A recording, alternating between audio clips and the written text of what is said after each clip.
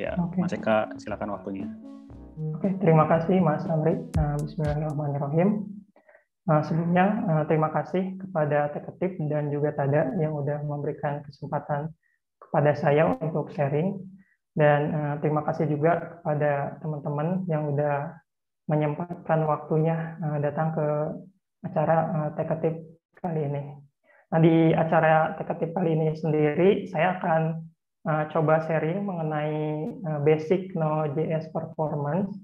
Jadi di kesempatan kali ini saya akan menjelaskan kenapa sih Node.js itu dibuat, dia mau solving problem apa. Kemudian kita juga akan membahas bagaimana Node.js itu bekerja. Nah, harapannya dengan kita tahu latar belakang dari Node.js itu dibuat untuk apa dan tujuannya dia itu dibuat untuk solve problem apa dan cara kerjanya bagaimana, saya berharap kita bisa menggunakan Node.js ini secara optimal.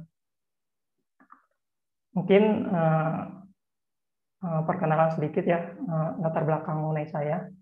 Perkenalkan, nama saya Eka Putra. Sekarang saya bekerja sebagai back-end developer di Tada. Di dunia profesional sebagai developer atau programmer itu sendiri, saya belum bisa dibilang belum terlalu lama. Jadi saya lulus kuliah di Teknik Informatika itu pada tahun 2019 bulan Januari. Kemudian alhamdulillah bisa langsung bekerja di salah satu software house sebagai back-end developer. Di software house ini teknologi yang digunakan itu adalah Java dengan framework Spring Boot karena kita membuat aplikasi untuk enterprise.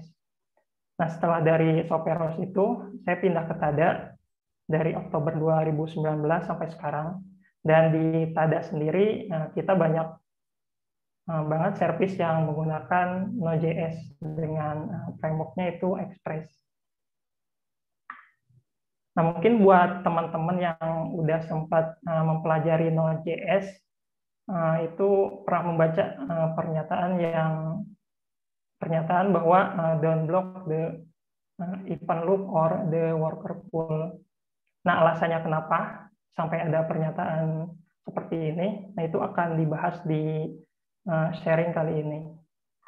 Jadi di sharing kali ini saya akan membagi ke 4 bagian.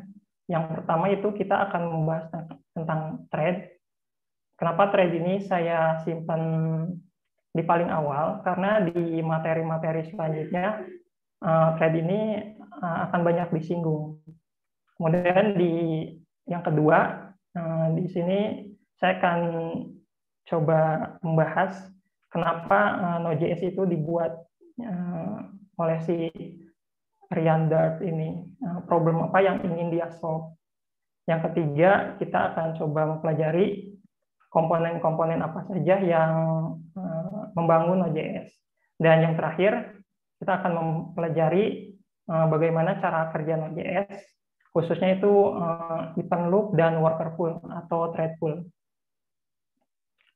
Oke, untuk materi pertama yaitu mengenai tentang thread. Thread itu apa sih? Jadi simpelnya gini, misalnya kita nge-run sebuah aplikasi atau program di komputer kita. Nah, ketika kita nge-run program tersebut, itu akan terbentuk satu buah proses. Dan di dalam proses itu akan ada satu buah thread.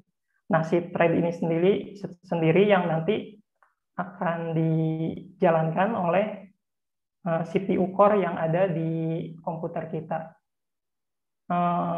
Yang ada di dalam thread sendiri itu langkah-langkah atau mungkin sebutannya algoritma yang ditulis oleh programmer untuk program yang kita running tersebut.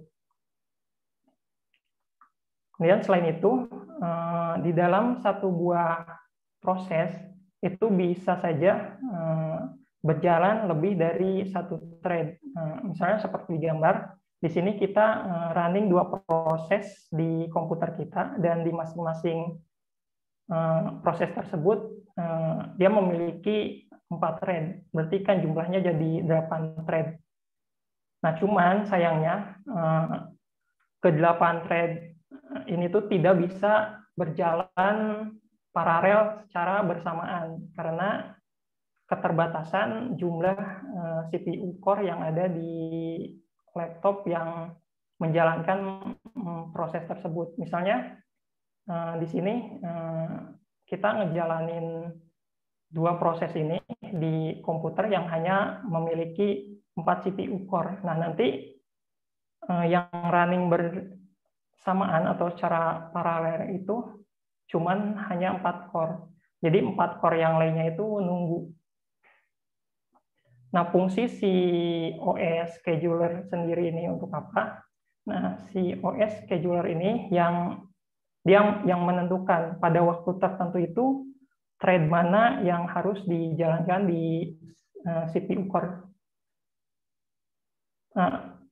Nah, di sini sendiri ada 2 kondisi yang mempengaruhi OS scheduler. Kira-kira thread mana yang harus dijalankan pada waktu tertentu. Yang pertama itu dari waktu, yang kedua itu dari jenis proses yang ada di dalam thread. Nah, kalau contoh berdasarkan waktu sendiri, misalnya si OS scheduler ini cuman memberi waktu 3 detik misalnya untuk setiap thread ini berjalan di CPU core. Jadi misalnya si OS scheduler ini dia menjalankan 4 thread dari proses yang pertama, dia nanti 4 thread ini bisa berjalan secara paralel bersamaan di 4 core CPU core ini. Nah, setelah 3 detik, si OS scheduler ini akan mengganti, atau istilahnya itu context switching. Ya, yang berjalan di CPU core ini adalah 4 thread dari proses yang kedua.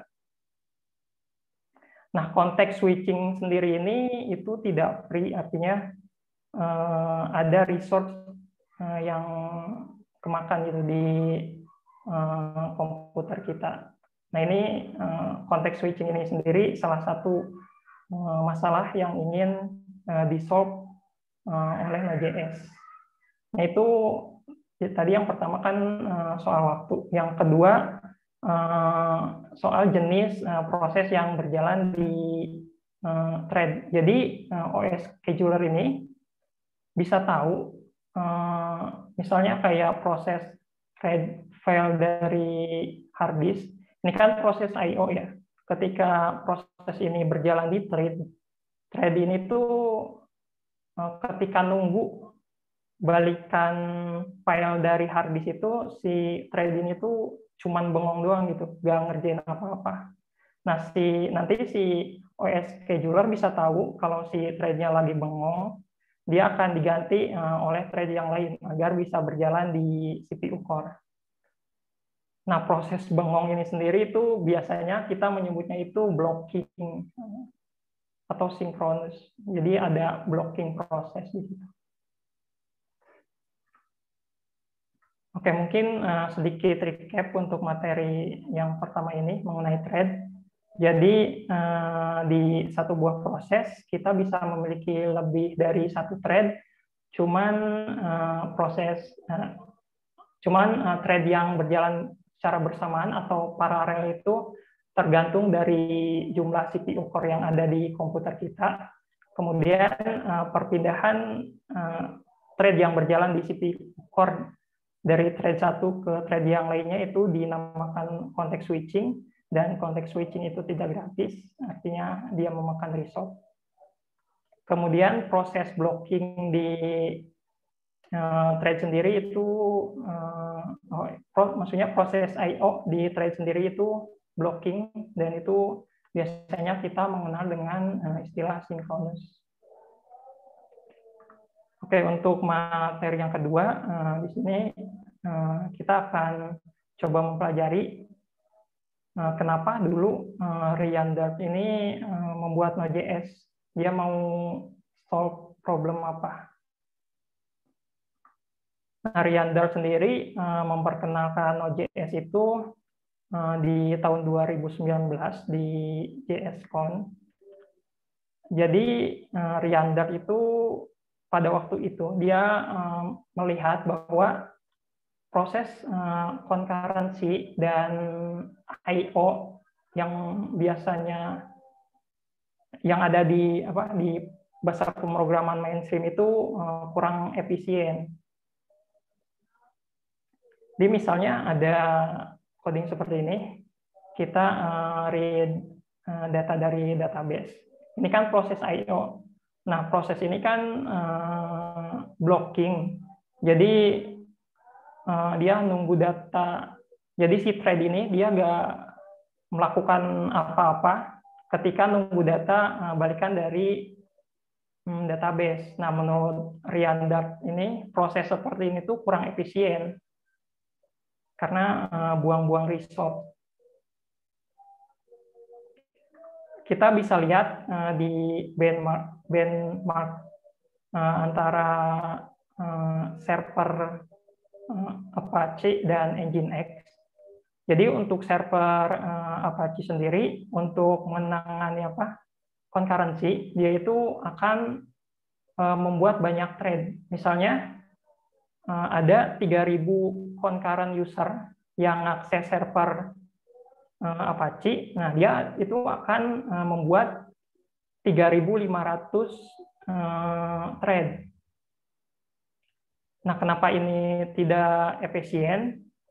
Nah, kita tahu kan kalau misalnya ada thread yang blocking, itu si OS scheduler akan melakukan context switching.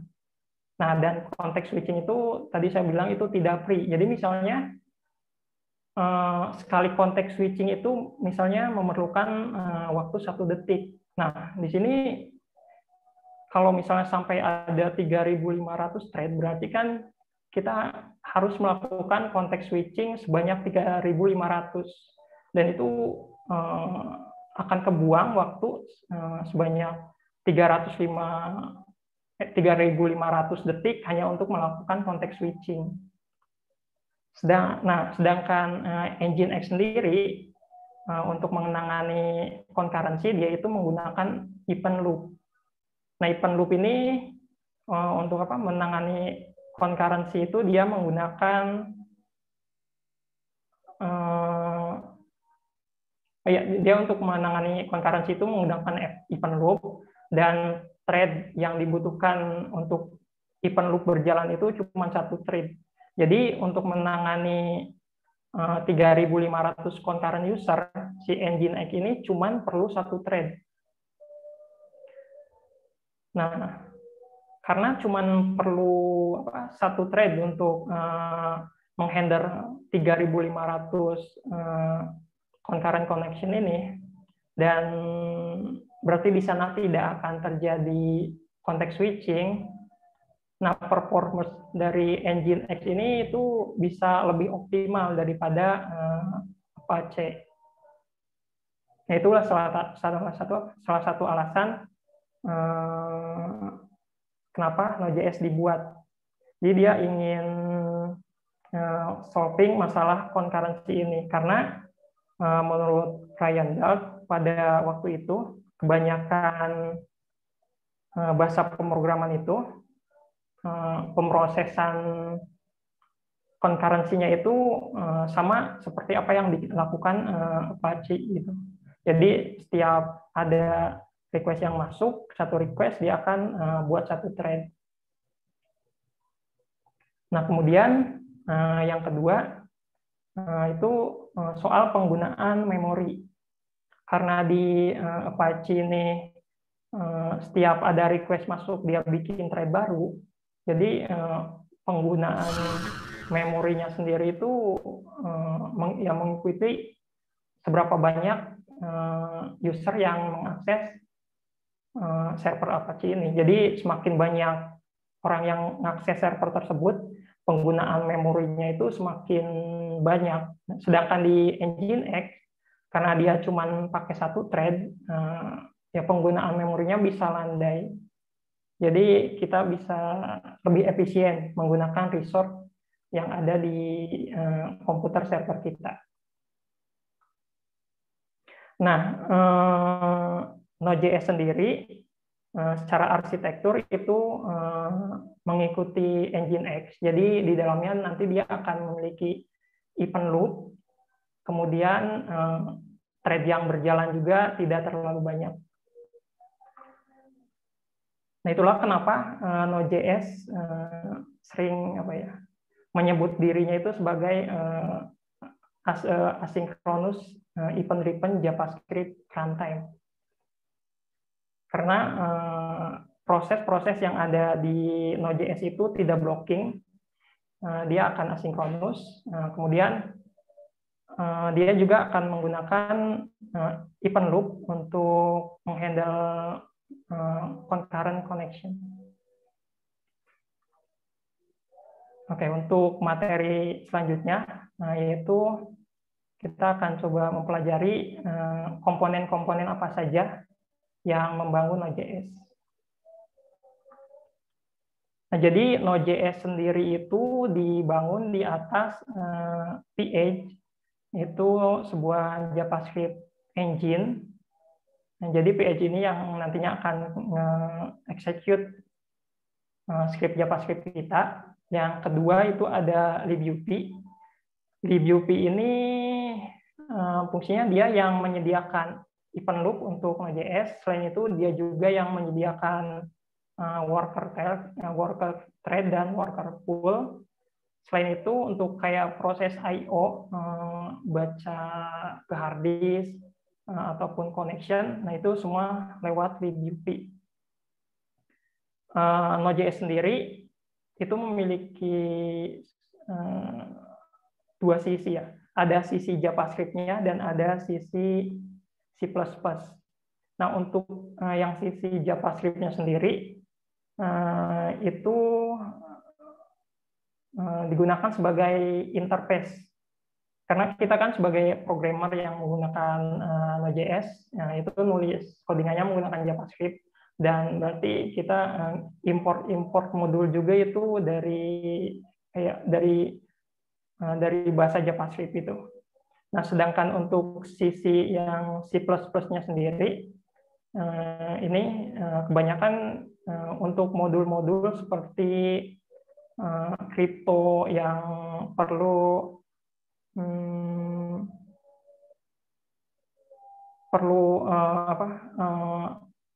proses di CPU core yang lebih gitu.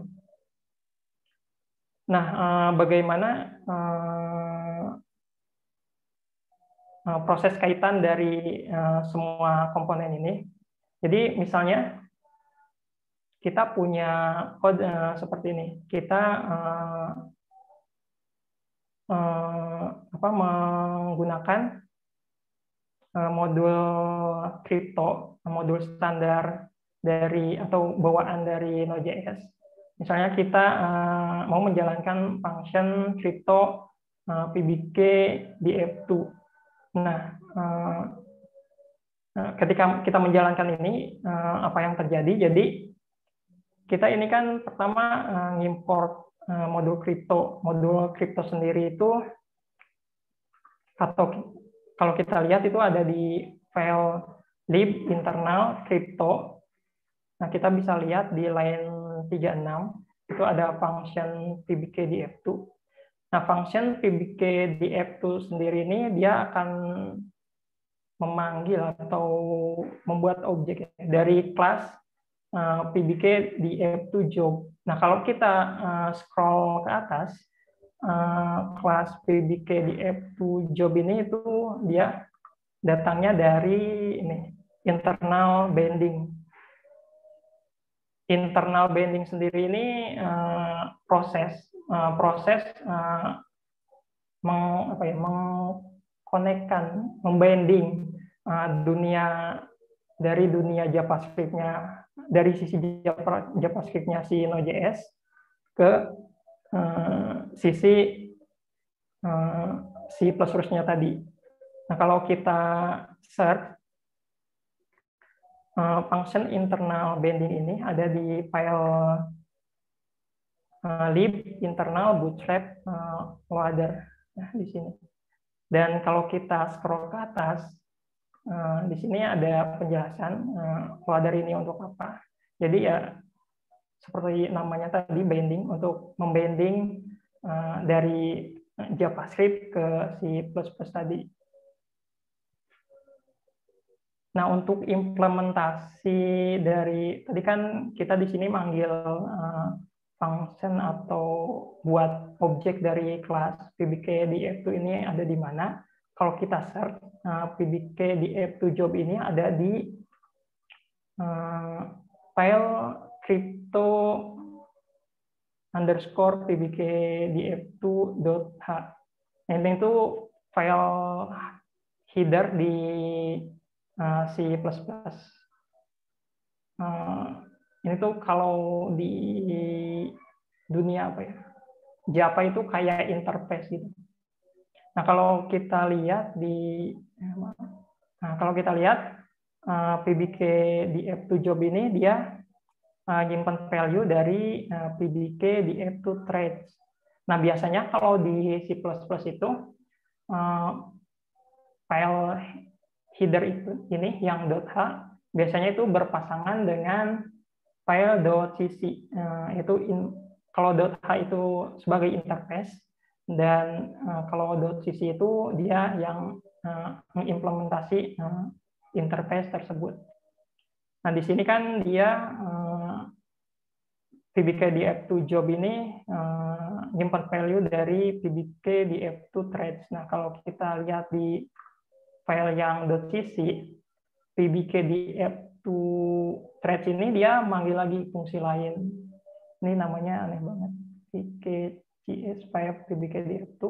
Nah, kalau kita search function ini tuh dia implementasinya ada di sini dev OpenSL crypto. Ini novelnya aneh banget lah. Nah, di sini, untuk implementasi algoritmanya sendiri itu sebenarnya ada di file ini. Jadi kita tadi manggil di JavaScript. Nah, sebenarnya implementasi si pbk_df2 ini ada di file C ini. Kalau dibuat diagram kurang lebih seperti ini. Jadi ini code JavaScript tadi yang kita tulis. Kita akan import library dari library standarnya Node.js. Kemudian dari library standar Node.js ini, dia ada proses internal binding untuk manggil function dari C++. Nah, di sini proses internal binding ini juga dia menggunakan ph. Di ph ini bertugas untuk mengconvert value atau tipe data dari dunia JavaScript ke C++. Karena ph kan dia sebagai JavaScript engine yang ditulis dengan bahasa pemrograman C++, dia akan mengerti value atau tipe data dari dunia C++ dan JavaScript. Nah, nanti si ph ini yang akan memanggil function C++ dari implementasi pbk_df2 tadi yang ada di Node.js. Nah, kalau libup sendiri ini akan digunakan kalau misalnya kita berhubungan dengan I/O, kayak kita ngambil file dari hard disk atau kita ngambil data dari database. Seperti itu.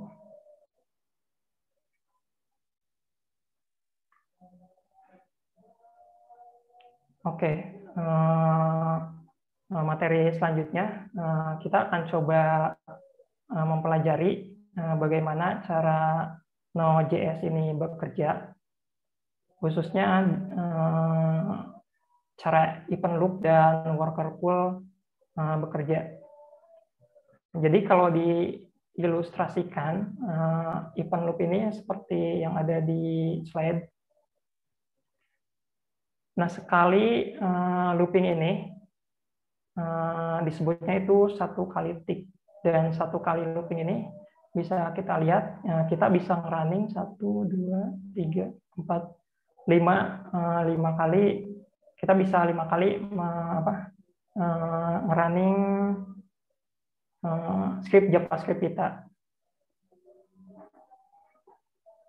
Mungkin untuk jelasnya kita coba lihat contoh codingan. Misalnya di sini kita ada codingan JavaScript seperti ini. Di sini kita ada console log A, terus set immediate, terus kita callback-nya console log B, set timeout, lalu console log C, dan yang terakhir promise. Nah, ketika kita execute, yang outputnya itu dia akan urutannya itu bukan A, B, C, D, tapi dia akan A, D, C, B. Nah, kenapa ini bisa terjadi? Jadi, ketika kita run file ini, dia akan di-execute di JS yang pertama ini. Perintah pertama kan kita ada console log. Nah, dia langsung execute di sini dan akan menampilkan A. Kemudian perintah yang kedua, set immediate. Nah, ini oleh si proses JS ini, proses perintah yang kedua ini, dia akan dilempar ke si set immediate ini. Jadi dia akan, ini tuh queue ya, jadi dia akan disimpan di queue ini. Kemudian untuk proses yang keduanya, set timeout, dia akan dari si JS ini dia akan lempar ke sini dan akan ngebuat di sini satu queue. Begitu juga untuk promise. Jadi dia akan dieksekutnya di JS ini, dia akan lempar ke promise yang ada di sini. Nah, setelah selesai mengeksekut semua script yang ada di sini, karena tadi disebut Node.js sendiri kan itu asinkronus, jadi dia tidak menunggu proses kayak set immediate, set timeout, dan promise itu selesai. Jadi setelah selesai di sini, proses selanjutnya di event loop itu dia akan ngecek ke microtask. Apakah udah ada proses yang selesai atau belum. Nah, tadi kan kita melempar script ini, yang promise ini ke sini. Nah, jadi kenapa di sini yang di print yang kedua itu yang D? Karena setelah kita selesai mengeksekut semua script di JavaScript ini, dia selanjutnya akan ngecek ke microtask. Nah, setelah selesai ngecek ke microtask, dia selanjutnya akan ngecek ke queue di set timeout dan set interval ini. Nah, selanjutnya karena tadi kita udah ngelempar satu queue, nah callback-nya itu berupa console C, nah dia akan print nilai C di sini. Kemudian dia berjalan lagi ke sini, ngecek worker pool atau proses I/O. Ini tuh disediakan oleh event loop, karena tidak ada, dia lanjut lagi sampai ke set immediate. Nah, di sini tadi kan kita ngelempar function yang ini ya. Nah, karena kita ngelempar function yang ini dan callback-nya console log B, nah nanti di sini dia akan execute yang console log B. Nah, itulah kenapa urutannya jadi A, D, C, B, bukan lagi A, B, C, D. Nah, setelah set immediate ini, dia akan ngecek apakah ada close event atau enggak. Karena nggak ada, dia akan lanjut lagi ke sini. Nah, di sini itu event loop akan ngecek apakah di set timeout, worker pool, set immediate, dan close event itu apakah masih ada queue atau tidak. Kalau masih ada queue, dia akan muter lagi. Nah, kalau nggak ada, dia akan exit. Nah, karena queue-nya tadi udah habis semua, maka dia akan exit. dan dia keluar dari proses Node.js tersebut. Oke, selanjutnya tadi di pernyataan di depan, nah itu kan ada pernyataan bahwa don't block the event loop. Nah di sini saya akan coba jawab kenapa sampai ada pernyataan seperti itu. Nah di sini saya sudah membuat sebuah server menggunakan Express. Di sini saya cuma membuat satu endpoint, dan di endpoint ini tuh dia menjalankan function do work ini. Nah, do work ini dia membutuhkan waktu 1 detik untuk berjalan. Nah, ketika saya coba benchmark menggunakan Apache Bench. Nah, di sini saya ada 2 benchmark. Yang pertama, ini nilai V1 ini artinya cuma ada 1 concurrent connection di waktu tertentu yang mengakses server kita. Dan nilai N ini artinya proses request-nya itu akan dicoba sebanyak 3 kali. Jadi request pertama tunggu dulu sampai selesai, terus request kedua sampai request ketiga.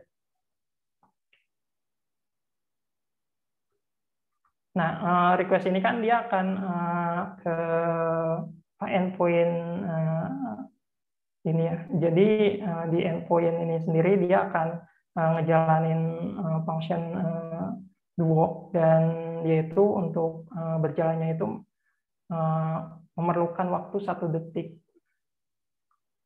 Nah, kalau kita lihat dari hasil benchmark-nya sendiri, di sini kita bisa lihat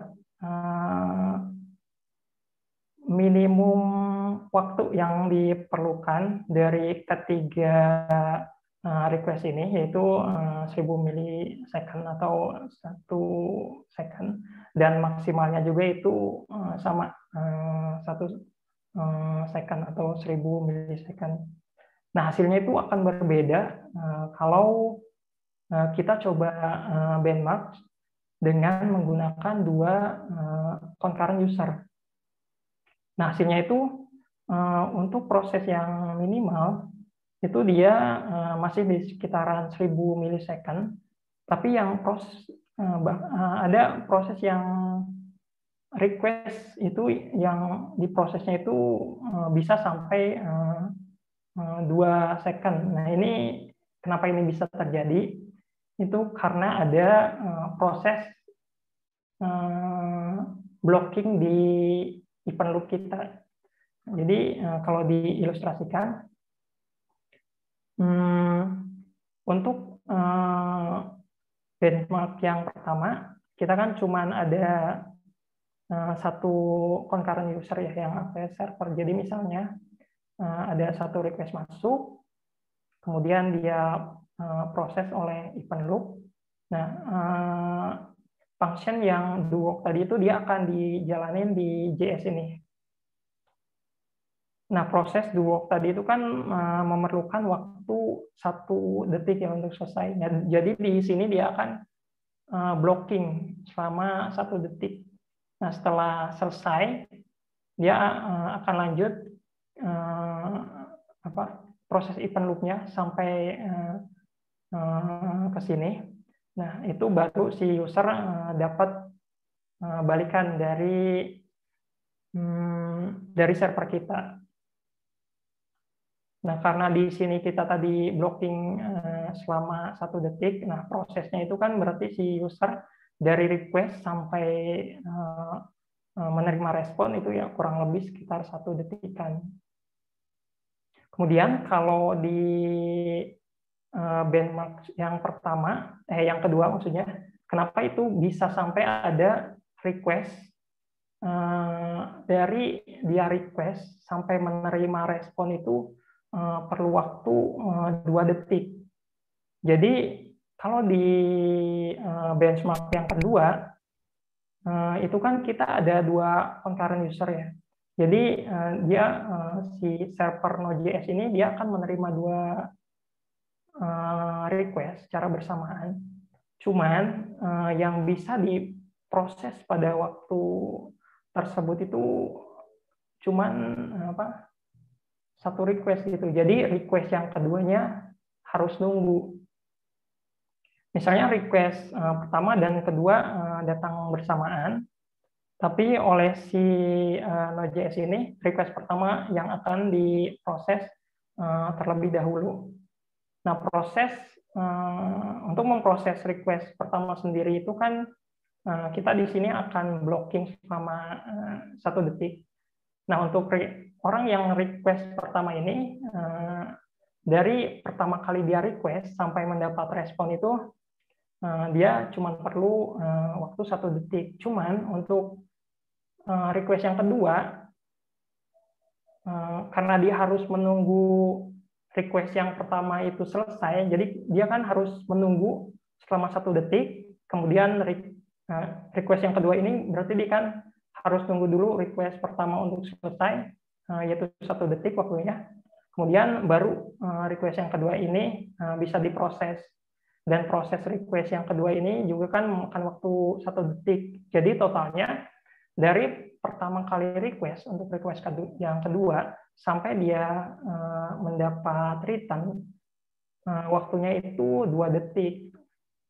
Nah, itulah kenapa kita gak boleh ngeblok event loop, karena impact-nya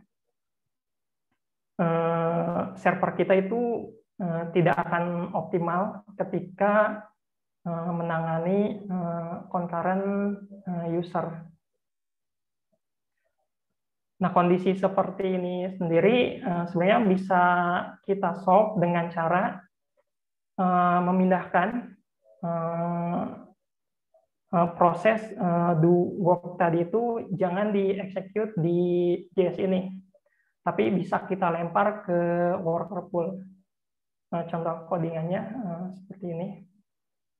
Di sini saya menggunakan library node worker thread pool untuk bisa melempar function do work ini agar di-execute di worker pool, agar tidak di-execute di event loop, agar tidak ada proses blocking di event loop.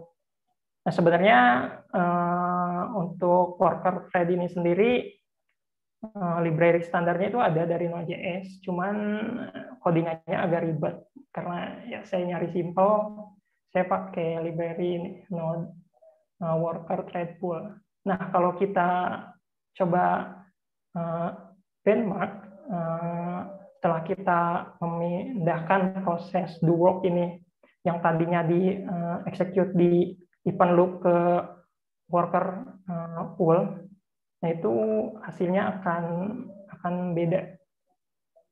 Nah, untuk satu concurrent user itu semua baik yang minimal maupun maksimal itu hampir sama, sekitar 1 detikan. Dan ketika kita coba benchmark juga dengan dua concurrent user, nah hasilnya itu hampir itu sama dengan ketika kita coba request dengan concurrent user. Jadi semua request yang masuk itu bisa diproses di sekitar 1 detikan. Nah, kenapa ini bisa terjadi? Jadi sebenarnya ketika kita running proses Node.js itu tuh ada 5 thread yang berjalan. Yang pertama itu thread event loop, dan 4 thread lainnya itu thread dari si yang ada di si libup ini, thread pool atau disebutnya worker pool. Nah, karena proses yang do work tadi itu tidak kita execute di event loop, jadi kita execute di worker pool. Jadi flow-nya itu kayak gini. Ketika ada 2 concurrent user yang mengakses server kita, sebenarnya seperti biasa dia akan pertama dia akan diproses oleh event loop, tapi di sini kan event loop bisa ngedeteksi ya bahwa proses yang do work tadi itu harus dia lempar ke worker pool. Jadi dia gak harus nunggu proses do work itu untuk bekerja selama 1 detik. Jadi dia bisa looping event loop-nya dan memproses request yang kedua, kemudian dia lempar lagi juga ke worker pool untuk request yang kedua, dia akan looping lagi, dan dia ngecek apakah dua queue tadi untuk do work dari request yang pertama dan do work dari request yang kedua ini udah selesai atau belum. Kalau udah, dia bisa langsung return responnya ke user. Nah, itulah kenapa kalau kita tidak melakukan blocking di event loop, server kita itu bisa berjalan secara optimal. Contohnya seperti yang di sini, walaupun ada 2 concurrent user yang akses server kita dan 1 request itu memerlukan eksekusi selama 1 detik.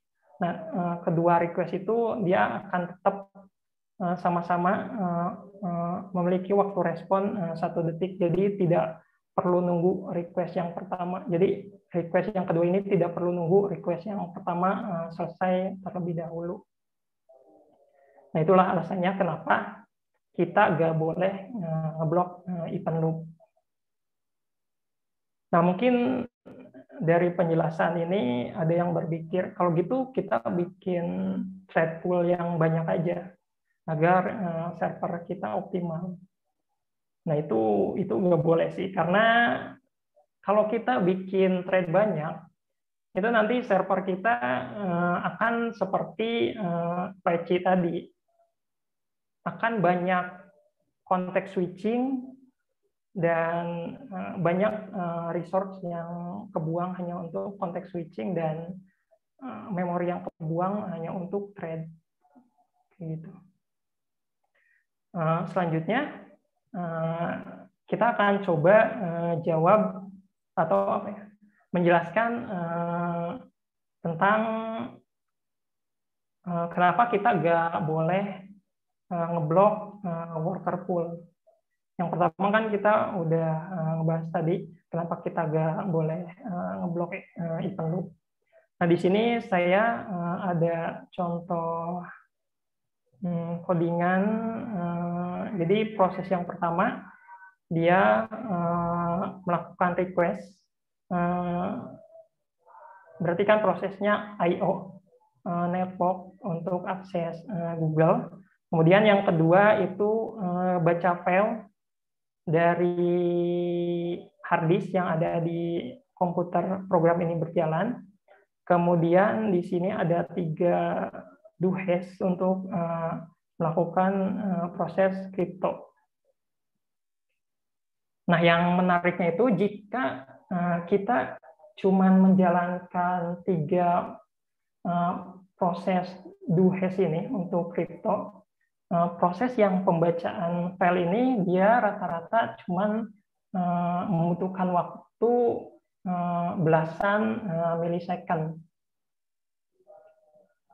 Tapi kalau kita menjalankan 4 do hash untuk proses kripto, nah si proses pembacaan file ini prosesnya bisa jadi lama, bisa sampai 700-an, hampir sama dengan proses do hash ini. Nah, kenapa ini bisa terjadi? Karena di contoh yang kedua ini, di sini ada blocking di worker pool kita.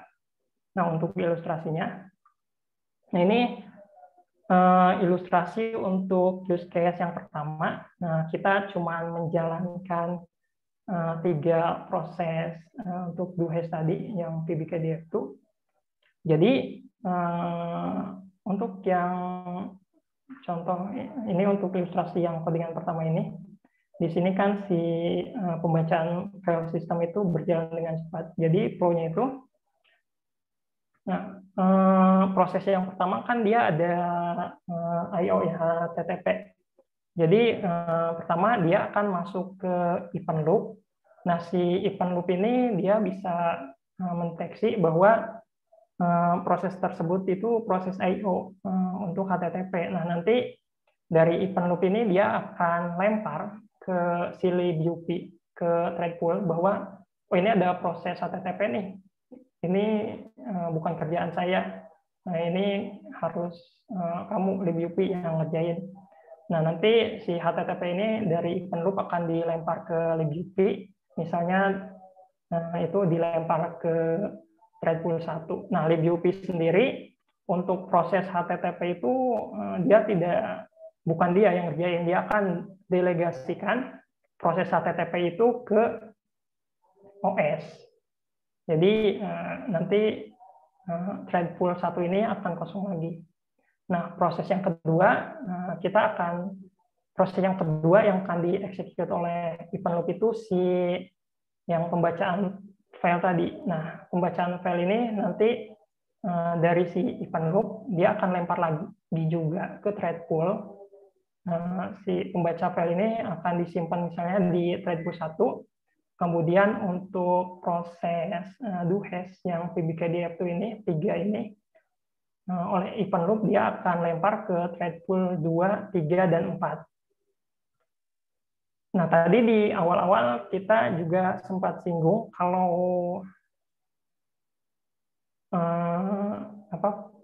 di sebuah thread itu ada proses I/O, itu thread itu oleh OS scheduler itu akan dibalikin lagi ke proses yang memiliki thread tersebut. Jadi tadi kan untuk file system itu ada di thread 1.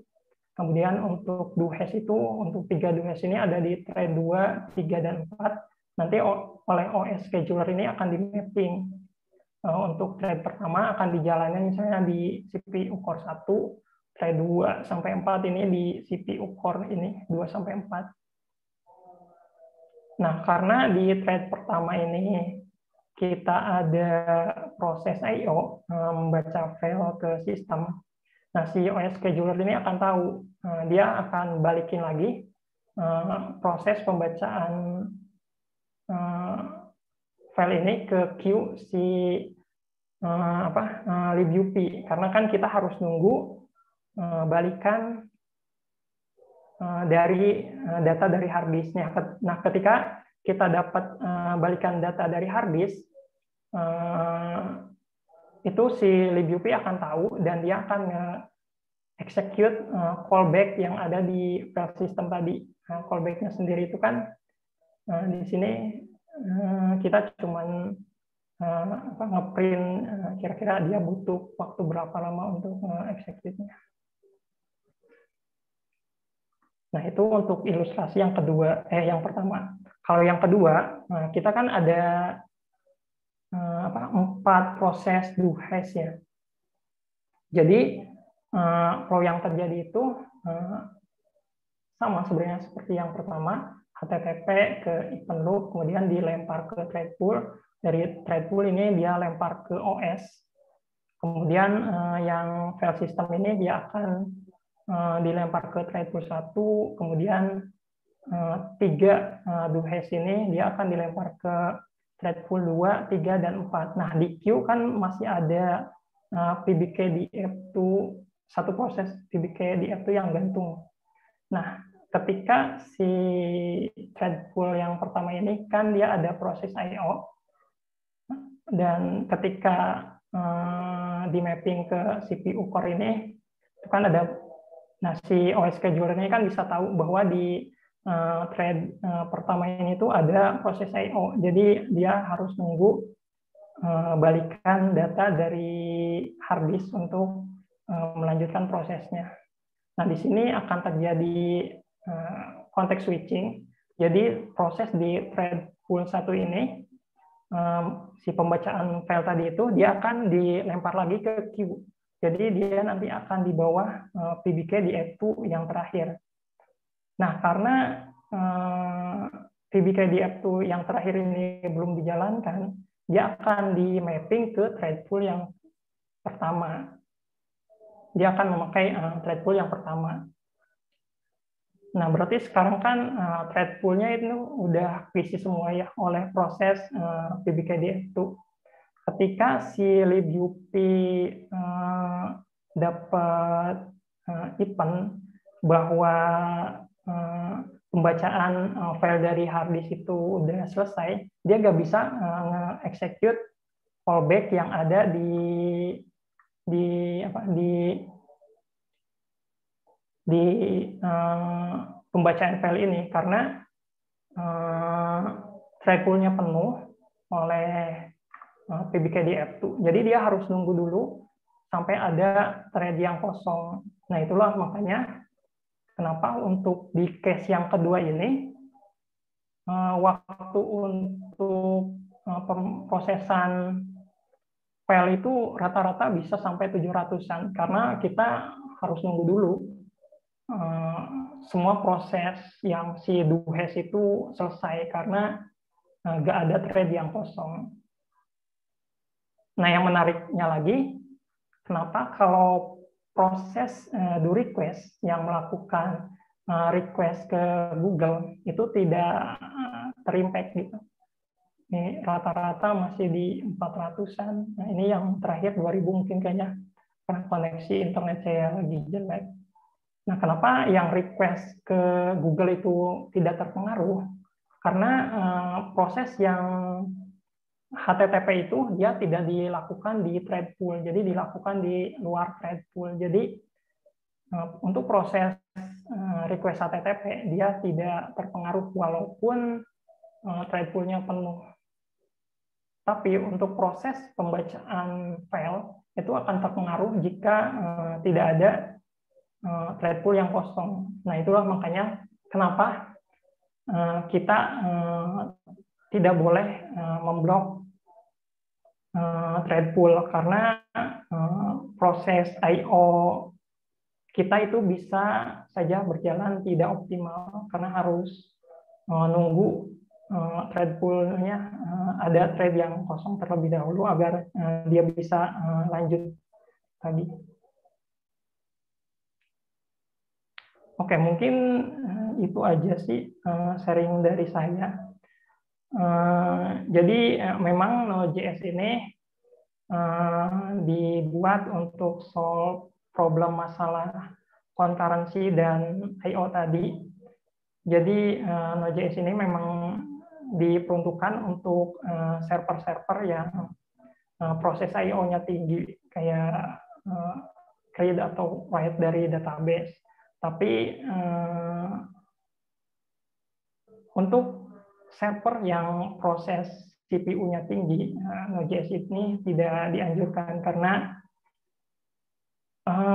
server Node.js kita kalau terlalu banyak proses yang CPU-nya tinggi seperti itu jadi kurang optimal. Oke, sekian. Saya kembalikan ke Mas Amri. Iya, terima kasih Mas Eka. Materinya keren banget. Oke, tentang Node.js dan thread-nya, manajemen thread-nya ya. Jadi buat teman-teman yang belum tahu gimana sih gitu, waktu awal-awal belajar cuma pakai Node.js aja, nggak tahu gimana proses dibaliknya. Nah, ini semoga dapat insight baru gimana sih Node.js itu menangani proses-prosesnya. Oke, di Slido udah ada beberapa pertanyaan. Mas Eka bisa ini tampilin. Iya, nah itu yang pertama dari Irfan. Dengan event driven, apakah Node.js lebih efektif dari PHP? Ini tergantung ya. Tergantung proses apa yang terjadi di server kita. Kalau misalnya kebanyakan prosesnya itu I/O, input output kayak read atau write ke database. Nah, itu Node.js ini pastinya lebih efisien dari PHP. Karena seperti yang dijelaskan tadi, kan arsitektur Node.js ini seperti apa? Nginx ya. Dia menggunakan event loop untuk menghandle concurrent connection. Jadi nggak ada resource yang kebuang untuk konteks switching dan memori untuk handle thread yang banyak tadi. Kayak gitu. Semoga menjawab, Mas Irfan. Iya, nah kayak gitu. Oh ya, sebelum pertanyaan kedua, mau ingatin lagi buat teman-teman kalau ada pertanyaan langsung aja di Slido, linknya ada di chat. Kemudian buat feedback juga untuk acara ini, ya, teman-teman bisa sekalian juga isi sambil mendengarkan pertanyaan dan jawabannya supaya nggak lupa.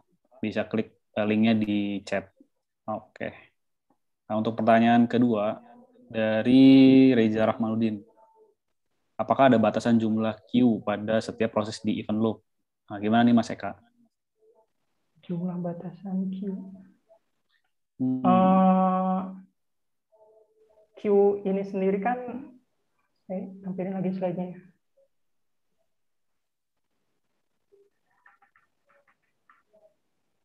Nah, queue di Node.js itu kan sendiri di event loop itu kan ada banyak ya. Kayak di set timeout, di worker pool, set immediate, close event, sama di microtask. Nah, setahu saya untuk queue di seperti kayak set timeout, worker pool, set immediate, dan close event sendiri itu tidak ada batasan.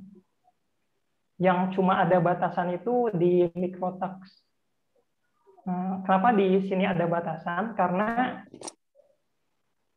kalau queue di microtask ini terlalu banyak, dia itu juga bisa ngeblok event loop. Jadi ketika kita selesai nge-execute script JavaScript kita kan perlu ngecek dulu ke microtask. Nah, setiap ngecek itu queue yang ada di microtask ini itu tuh harus dijalanin semua gitu. Jadi kalau terlalu banyak dia bisa juga ngeblok event loop.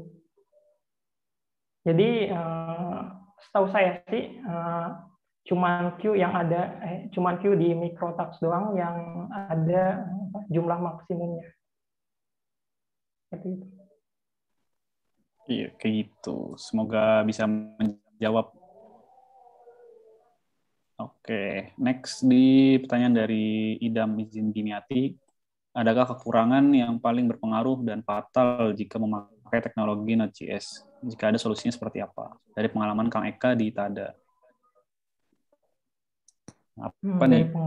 Ada kekurangannya? Pernah ketemu apa nih? Kalau di Tada sendiri kan kebanyakan prosesnya I/O ya.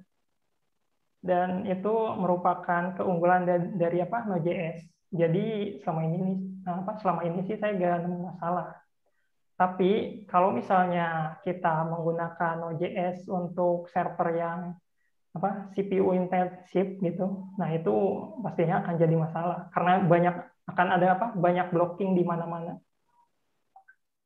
Nah, contohnya apa tuh yang CPU proses kan?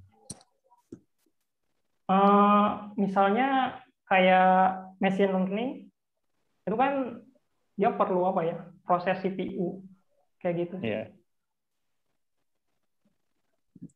Kayak gitu untuk Mas Idam.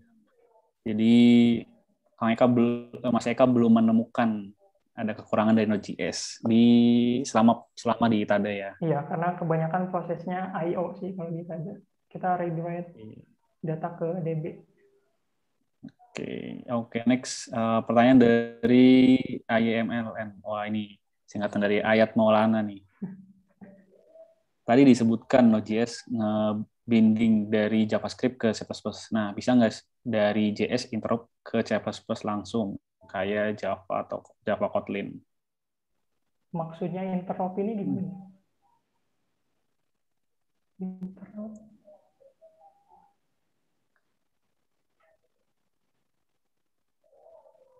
Wah, bisa dijelaskan nggak nih, Mas Ayat? Mungkin interrupt kasih spesial kayak Java Kotlin. Interrupt ini apa? Mas Ayat mungkin.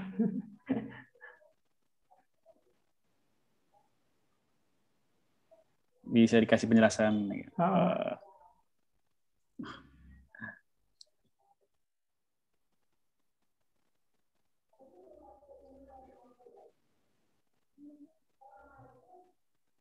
Mungkin next sambil menunggu penjelasan dari Mas Ayat bisa di pertanyaan selanjutnya, Mas. Ya dari waduh, hati nih nanti keciduk. Kenapa Node.js developer kebanyakan hanya untuk backend dibanding frontend? Kenapa Node.js developer kebanyakan hanya untuk backend? Sebenarnya setahu saya orang front end juga itu menggunakan Node.js ya untuk toolingnya. Kayak dia menggunakan apa? NPM. Terus untuk kayak kalau nggak salah ya, karena saya juga belum pernah bekerja sebagai front end. Terus kayak proses seperti Webpack itu juga kan itu dia perlu dijalanin di atas Node.js.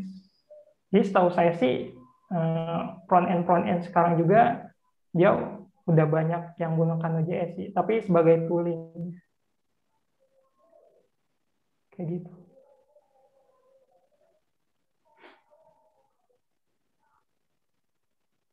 Ya kayak gitu untuk Mas Jokowi, semoga menjawab.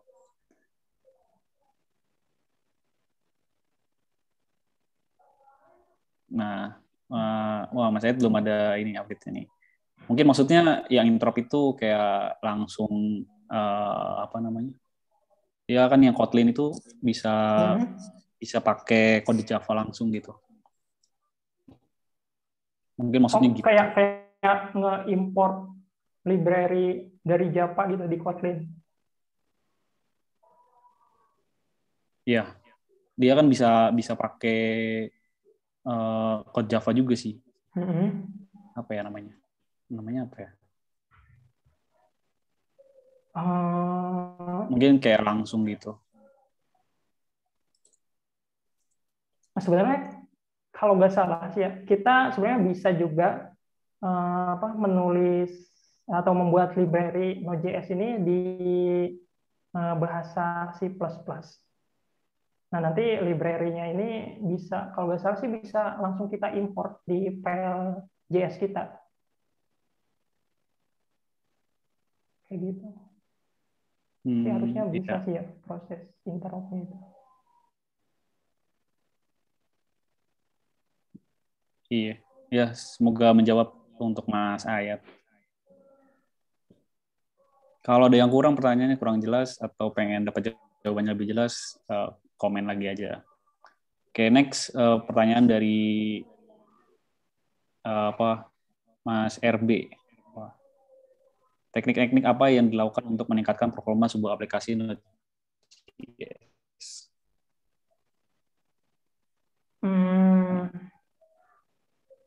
Ini tergantung case-nya sih. Kalau misalnya kita ingin ningkatin performance read data, berarti kan seperti biasa kita bisa caching datanya di Redis. Kemudian untuk tadi kan saya sempat membahas soal yang blocking event loop tadi ya. Nah, sebenarnya itu bisa juga diatasi dengan yang namanya ada itu namanya cluster. Kalau kita running Node.js seperti biasa aja, itu dia akan cuman kebentuk satu event loop. Nah, kalau kita pakai cluster, itu kita bisa running banyak event loop. Jadi dengan cluster kita bisa meminimalisir lah. Seandainya ada proses yang memblok event loop kita. Contoh cluster ini kita bisa pakai PM2 kayak gitu.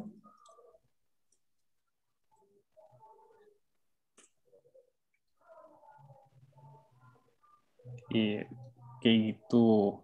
Buat apa nih Mas RB, misal Pak Rahmat nih. Oke, semoga itu bisa menjawab pertanyaannya. Ada pertanyaan lagi dari Anonymous. Bagaimana pendapat Kang Eka tentang Deno, autor dari Node.js juga? Apakah bisa lebih baik dari Node.js terkait proses-proses CPU intensif?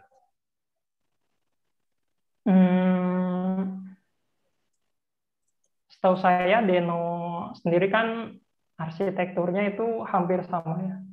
Kayak Node.js, dia ada event loop, ada worker pool, yang ngebedain cuman di bahasa yang digunain aja kan. Kalau Deno dia pakai Rust kan. Rust. Iya. Jadi apakah bisa lebih baik dari Node.js terkait proses-proses yang CPU intensif? Menurut saya sih enggak. Dia akan sama aja kayak Node.js.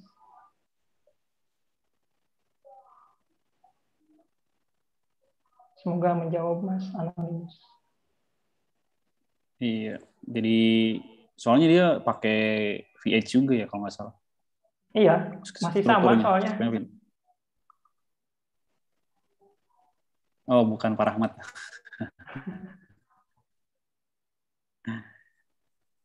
Oke, sorry Pak. Oke,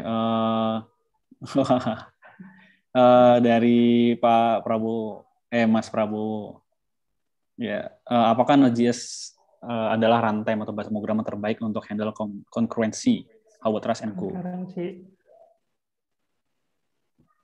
Apakah Node.js adalah runtime? Tergantung lagi. Kalau masalah I/O, Node.js ini sebenarnya bisa sih dibandingin dengan Go. Itu 11-12 lah performanya. Tapi yang enak di Node.js ini karena dia kan pakai JavaScript. Jadi untuk developer untuk nge-develop satu fitur itu menurut saya jadi lebih mudah gitu karena bahasanya fleksibel. Sedangkan kalau kita develop fitur yang sama di Rust atau Go itu bisa aja waktu yang dibutuhkan developer untuk membuat fitur tersebut itu lebih lama. Jadi apakah Node bahasa pemrograman terbaik? Tergantung case-nya sih. Dan tergantung programmer yang ada di perusahaan Anda, Mas Prabowo. Iya, karena setiap bahasa pemrograman tuh punya keunggulan masing-masing gitu ya. Ada yang selain itu, Node juga menurut saya itu community-nya itu bagus banget sih, soalnya banyak orang yang pakai. Jadi mau library apa aja itu biasanya udah ada di NPM. Iya, memang dukungan komunitas itu penting juga sih. Iya benar. Oke, nah itu jawabannya. Semoga bisa menjawab untuk Mas Prabowo. Oke, next Kristianto. Berapa gaji backend di Tada? Wah, ini saya nggak bisa jawab, Mas. Mungkin ini. Coba aja gabung dulu.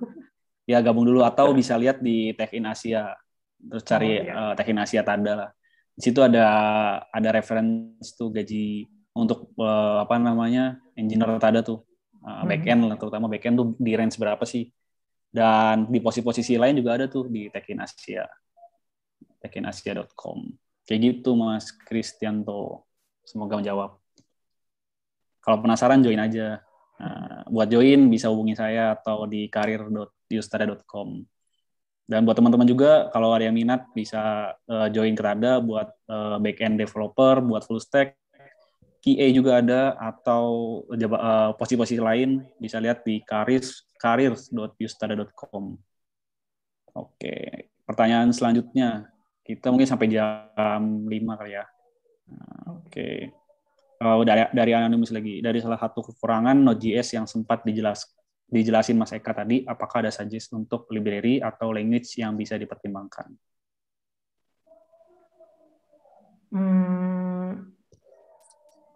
Dari salah satu tadi kan kekurangannya mungkin yang CPU tadi. CPU, iya. Sebenarnya saya belum coba mempelajari bahasa lainnya, tapi mungkin bisa Golang sih jadi pertimbangan. Soalnya Golang kan dia di-compile ya.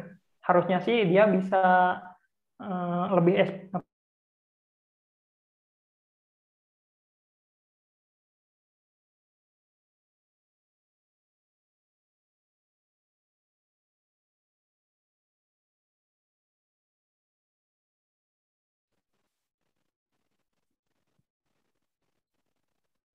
Halo.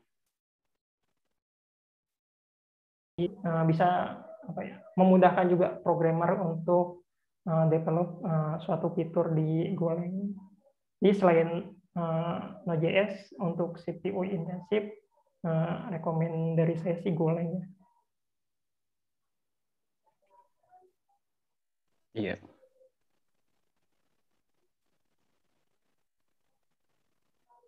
Oke, semoga menjawab pertanyaannya. Next lagi dari Reza Rahmanuddin. Untuk proses development di Node.js, Tada menggunakan JavaScript atau TypeScript? TypeScript. Kita pakai dua-duanya sih. Tapi kebanyakan service di Tada sendiri itu masih mungkin 80% semua ditulis pakai JavaScript sih. Sisanya itu ada yang pakai TypeScript dan Golang. Jadi di Tada kita pakai dua-duanya, JavaScript dan TypeScript. Iya, Golang juga udah mulai ada. Iya. Oke. Seperti itu, Mas Reza Rahmanuddin. Oke. Next, pertanyaan selanjutnya dari, ini bau-bau politik dari tadi. Pak Sayap Garuda. Di Node banyak sekali typing, ada ES6, ada TypeScript, CoffeeScript, dan lain mana yang paling bagus untuk dipakai dan cocok untuk large and enterprise project. Untuk large.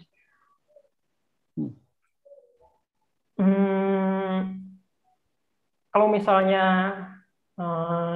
programmer yang ada di project tersebut bisa ES6, TypeScript, dan CoffeeScript, saya sih nyaranin pakai TypeScript ya, karena itu kan ada type-nya gitu. Jadi lebih mudah untuk programmer itu ketika baca code. Kalau di JavaScript kan nggak ada type-nya. Kita nggak tahu di function ini parameter A ini tuh string atau integer gitu. Kita harus baca code-nya dulu buat tahu. Kalau di TypeScript itu kita bisa langsung tahu di awal bahwa parameter A ini tuh string atau integer. Jadi saran saya sih pakai TypeScript. Cuman masalahnya kalau pakai TypeScript itu kebanyakan library di Node.js itu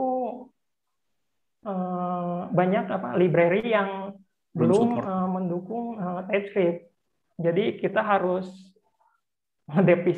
definisiin type-nya ya untuk library yang belum mendukung TypeScript. Paling itu sih hambatannya kalau kita pakai TypeScript. Iya, betul.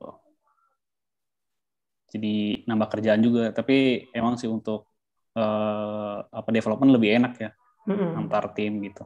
Lebih jelas ya kan. Lebih jelas. Iya. Oke. Bentar lagi nih, 12 menit lagi deh. Ada pertanyaan lagi. Semoga tadi menjawab ya. Di Node.js dari ide. Di Node.js ada node modul. Nah, di Tada sendiri untuk penggunaan library, apakah ada standar sendiri untuk pemilihan penggunaan library-nya? Standar untuk pemilihan. Mungkin maksudnya ini kan kayak misalnya untuk manage database dia ada macam-macam, atau untuk manage si request-nya ada macam-macam. gitu. Pilih yang mana sih gitu kan. Kadang bingung nih, ada banyak modul, ada banyak patch cake gitu. Sebenarnya setahu saya sih kalau standar penggunaan modul itu nggak ada. Tapi sebaiknya sih ya pakai yang biasa ditada pakai aja sih, kayak untuk akses database kita kan biasanya pakai SQLite ya. Ya di project-project selanjutnya ya sebisa mungkin sih pakai SQLite itu, karena biar apa ya, lebih memudahkan aja sih untuk programmer yang lain karena udah terbiasa dengan SQLite. Jadi nggak perlu penyesuaian lagi gitu. Kemudian untuk apa, modul-modul tambahan yang bukan modul apa yang sering dipakai kayak untuk akses database kayak gitu, itu sebenarnya nggak ada standar sih kalau di kita. Bebas sih pakai library mana aja. Iya. Nah, mungkin aku mau nambahin juga sih. Buat teman-teman kalau pakai modul yang belajar gitu, pas pemilihan modul mungkin lihat dari review juga. Review yang pakai, berapa banyak sih yang pakai. Terus Oh, ya maintenance-nya gimana sih gitu. Ada nggak dari si yang bikinnya, ada maintenance terus nggak gitu. Karena kadang juga isu banget tuh kalau ada dia pakai depends patchcake mana, terus si patchcake-nya udah ada phone atau ada yang perlu diupdate, si yang punya patchcake-nya nggak ngupdate kan jadi problem juga tuh.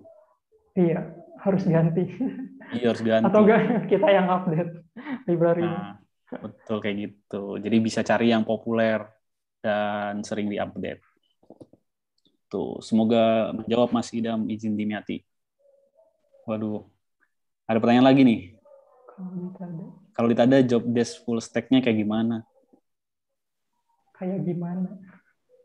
Wah, Ya full stack berarti biasa dia ngerjain semua dari front end sampai back end. Tapi kalau secara tool sih di kita untuk front end itu kebanyakan menggunakan Vue, dan back end-nya ya tadi Node.js dengan Express.js tadi. Kayak gitu. Semoga yang menjawab Mas Anonimus. oke. Kalau pengen tahu lebih detail bisa kontak-kontak kita lah. Nanti ada yang apa kita ngobrol lebih lanjut. Oke, pertanyaan selanjutnya dari Anonymous lagi. Apakah Node.js bakal replace Java? Karena sekarang Node.js ekosistemnya luas, kayak mobile, RN, React Native, Ionic, IoT juga, dan dengan slogannya read once, run everywhere. Apakah Node.js bakal Gimana tuh? replace Java? Kalau menurut saya sih enggak ya. Soalnya kayak PHP gitu. Itu kan banyak banget rumor yang mengatakan PHP itu akan mati ya. Sampai sekarang enggak juga kan. Soalnya masih banyak orang yang pakai gitu. Dan kebanyakan apa? Enterprise itu juga pakainya setahu saya itu Java sih. Jadi menurut saya Node.js itu nggak bakal nge-replace Java. Ada segmennya masing-masing ya. Iya benar. Dan sekarang juga nggak mematok ke satu teknologi aja. Kadang sebuah apps di belakangnya bisa didukung berbagai bahasa, berbagai teknologi ya. Iya, iya. Soalnya kan Jadi, tergantung case-nya kan. Dia iya, kerjanya itu, si servernya itu ngapain.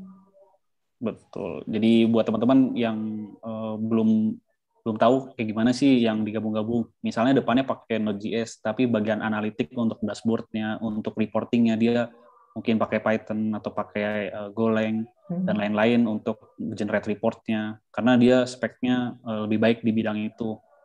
Nah, kayak gitu. Jadi bisa macam-macam, bisa di-combine. Oke. Semoga menjawab untuk Mas Anonymous. Ada lagi pertanyaan dari Mas Sunarto. Kalau di TADA, apakah harus intermediate di Node.js atau bisa untuk benar-benar pemula? Oh, terkait ini ya tadi job, open job-nya. Gimana nih? Menurut Mas Eka Sebenarnya gimana? kalau kita udah punya pengalaman develop aplikasi di bahasa pemrograman lain, itu itu bisa-bisa aja sih sebenarnya masuk TADA. Soalnya kan sebelum di TADA juga saya sebenarnya belum pernah bikin aplikasi pakai Node.js. Di perusahaan sebelumnya saya develop aplikasi pakai Java. Itu bisa-bisa aja sih masuk TADA asal kita lolos interviewnya. Dan Iya, bisa betul. cepat itu juga sih adaptif, kita Belajar. bisa cepat belajar Node.js-nya itu pasti bisa sih di TADA. Iya. Nah, itu tuh pengalaman dari Mas Eka. Jadi belum bisa Node.js tapi udah pernah punya pengalaman, wah, jangan minder, langsung aja apply job CV-nya. Nah, nanti gabung ke TADA, nanti ikuti proses interviewnya. Kalau cocok pasti lanjut sih. Iya. Kayak Paling gitu. ini sih konsep yang mungkin agak sulit dipelajari itu asinkronusnya tadi itu. Soalnya kan di kebanyakan bahasa itu sinkronus ya. Jadi Iya, kita betul. nulis kode itu ya berurutan. Kalau di Node.js itu asinkronus. Ya jadi mungkin akan agak ribet di sana sih. Betul. Ya, jadi yang penting kita eh, belajar terus sih. Iya, benar. Bahasanya apa aja yang penting kita punya basic gitu. Kayak gitu Mas Sunarto. Jadi kalau berminat monggo di apply CV-nya. Atau lihat-lihat job desk-nya bisa lihat di careers.yustada.com. Di situ juga ada job desk buat posisi-posisinya. Oke, next. Wah, ada pertanyaan terus nih. Seru. Ada Anonymous. Mas Eka saat ini lebih memilih coding menggunakan vanilla JavaScript atau TypeScript saat akan memulai project baru. Oke, berarti ini pilihan pribadi ya. Kalau untuk sekarang sih jujur saya lebih akan milih JavaScript sih. Karena yang tadi kayak lib-libnya itu masih banyak yang belum support TypeScript. Tapi mungkin nanti kalau misalnya udah banyak atau kebanyakan library yang ada di npm itu support TypeScript, mungkin itu saya akan pindah sih ke TypeScript. Tapi untuk sekarang saya lebih milih JavaScript sih.